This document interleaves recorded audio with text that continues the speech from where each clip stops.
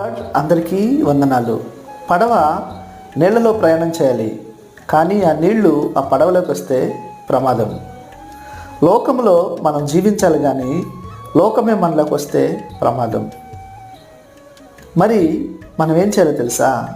లోకాన్ని మనం వెంబడించకూడదు, లోకము మనల్ని వెంబడించాలి. ఆ లోకము మనల్ని వెంబడించాలంటే మనం ఎవరిని వెంబడించాలి? అడవి వృక్షాలలో జలధర వృక్షం వంటి వాడు, రక్తవర్ణుడు, ధవళవర్ణుడు 10,000లో అతి శ్రేష్ఠుడు.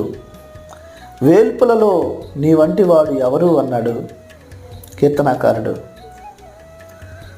లోకానికి రాజీనామా చేయాలి, లోకంతో రాజీ పడకూడదు. ఈ లోకము మనల్ని వెంబడించాలి, లోకం ఎటుంటే అటు మనం పోకూడదు. ఆ దేవుణ్ణి తెలుసుకొని, దేవుని యొక్క గుణగణాలని మనం అర్థం చేసుకొని ముందుకు